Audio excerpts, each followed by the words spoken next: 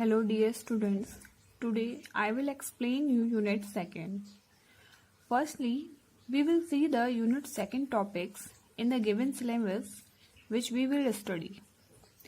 Unit 2nd contains drug acting on autonomic nervous system, जिसमें सबसे पहले हम स्टडी करेंगे एडिनर्जिक न्यूरोट्रांसमीटर्स, जिसमें biosynthesis and catabolism of catecholamines, adrenergic receptors alpha and beta and their distribution in the body.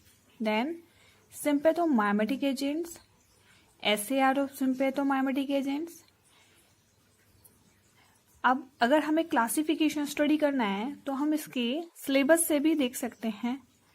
Direct sympathomimetic agents में आपके classification में आता है डायरेक्ट एक्टिंग. इसमें आ जाती हैं ड्रग्स आपकी नॉरएपिनेफ्रिन, इपिनेफ्रिन, फिनाइलेफ्रिन. आपकी ड्रग्स पे जिन पे स्टार है उनकी हमें सिंथेसिस पढ़नी है, बाकी सबकी के स्ट्रक्चर स्टडी करने हैं. जैसे साल्ब्यूटामोल, यहाँ पे 2 ड्रग्स हैं आपकी एडिनर्जिक न्यूरोट्रांसमीटर्स में, फिनाइलेफ्रिन एंड साल्ब्यूटामोल. फिर आपकी आ जाती हैं indirect acting agents. Indirect acting agents में आपके hydroxy amphetamine, pseudoephedrine and propyl hexedrine. Then आपका क्लासिफिकेशन में आ जाता है agents with mixed mechanism like ephedrine and मेटारामिनॉल.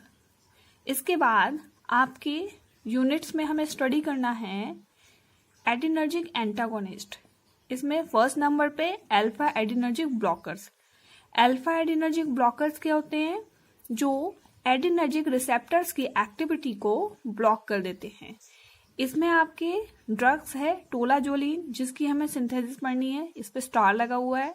Then phentolamine and phenoxybenzamine, prazosin, dihydro ergotamine, then methysergide. Then आता है आपका beta adrenergic blockers. Beta adrenergic blockers और alpha adrenergic blockers में क्या डिफरेंस है?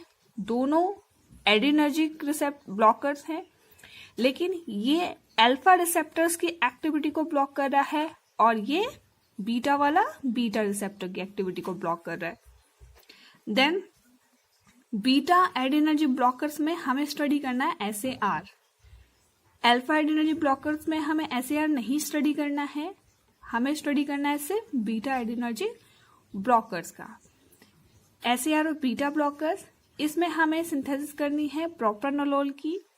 देन आपका मेटिब्रेनोल, एटिनोलोल. अब आप इसको याद करने के लिए आपके पास तरीका है बीटा एडिनर्जिक ब्लॉकर्स में कि जहां पर भी आपका बीटा एडिनर्जिक ब्लॉकर्स आएंगे उसमें जो भी आपकी एग्जांपल्स ड्रग होंगी उसमें लास्ट में आपका ऑल जरूर मिलेगा. जैसे कि देखिए आप प्रोप्रानोलोल, यहाँ पे ऑल है, मेटिब्रेनोल एंड एटिनोलोल, बीटाजोलोल. तो इससे आप आइडेंटिफाई कर सकते हैं अगर आपको शॉर्ट में एक नंबर में आपको क्वेश्चन पूछा जाता है कि कौन सी क्लास से बिलोंग करता है. वैसे भी जैसे कि अल्फा एडिनर्जिक ब्लॉकर्स, इसमें आइडेंटिफाई होता है, इसमें ईन जरूर होता है. आप देखिए ज्यादातर ईन है सब में. यहाँ पे फिनॉक्सीबेंजामीन, टोलाजोलिन, फेंटोलामीन, प्राजोसिन एंड डाइहाइड्रो आर्गोटामीन. सिर्फ यहाँ पर डिफरेंट है मिथाइल आपका मेथिसल्जाइड. ठीक है, तो ये तो आपका हो गया यूनिट 2 के टॉपिक्स.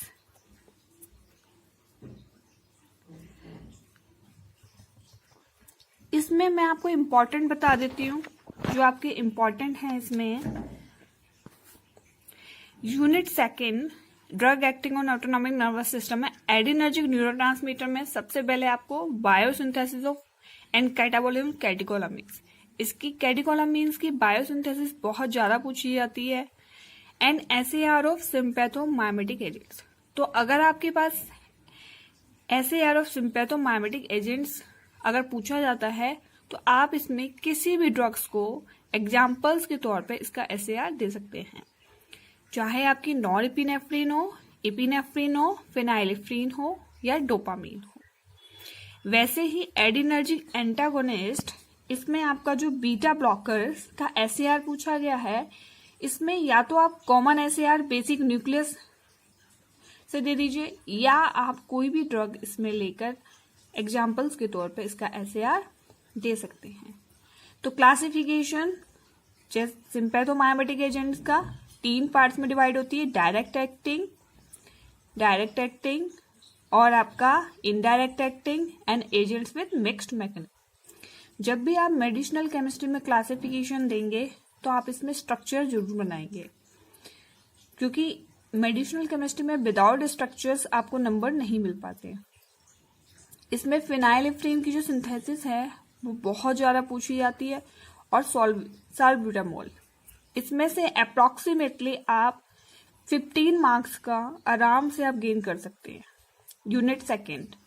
यूनिट सेकेंड में से 15 मार्क्स आपको बहुत आराम से मिल जाएंगे। तो आप नंबर बेसिस भी इसकी स्टडी कर सकते हैं। तो सबसे पहले हम इसके बारे में इंट्रोडक्शन इसका स्टडी कर लेते हैं। इंट्रोडक्शन में यूनिट सेकेंड में आपका एड्रीनर्जिक न्यूरोट्रांसमीटर में क्लासिफिकेशन पढ़ लेते हैं व्हाट नर्वस सिस्टम का। नर्वस सिस्टम में CNS डिवाइडेड इनटू 3 पार्ट्स, जिसमें आपका ब्रेन स्टेम आता है, स्पाइनल कोड आता है। Then PNS divided into 2 parts, ANS and somatic nervous system. ANS में आता है सिंपैथेटिक एंड पैरासिम्पैथेटिक। पैरासिम्पैथेटिक में 2 पार्ट्स होते हैं, एक तो माइमेटिक और एक लाइटिक। माइमेटिक में क्या होता है, माइमेटिक जो इनहैंस करते हैं आपकी एक्टिविटी को, ठीक है, और लाइटिक वो होते हैं जो आपकी एक्टिविटी, ड्रग एक्टिविटी को डिक्रीज करते हैं। माइमेटिक मीन्स इनहैंस करना एक्टिविटी को, लाइटिक मीन्स डिक्रीज करना। अब सिंपैथेटिक और पैरासिम्पैथेटिक में क्या डिफरेंस है, सिंपैथेटिक क्या वर्क करते हैं एंड पैरासिम्पैथेटिक क्या वर्क करते हैं, तो हम इसको ब्रीफ में इसको स्टडी कर लेते हैं। जैसे कि sympathetic nervous system prepares the body for fight और फ्लाइट, यानी कि जब आपको डर लग रहा होता है या आपको कहीं ऊंचाई पर खड़े हैं और आपको डर लग रहा है, तब आपको सिंपैथेटिक नर्वस सिस्टम से हार्मोन एक रिलीज होगा, और वो क्या करेगा, आपके डेंजर्स जोन को, यानी कि आपके फियर को कम कर देगा। वैसे ही पैरासिम्पैथेटिक नर्वस सिस्टम में ये क्या करता है, जब आपकी बॉडी बहुत ज़्यादा काम कर लेती है तो आपकी बॉडी को एक सिग्नल देता है कि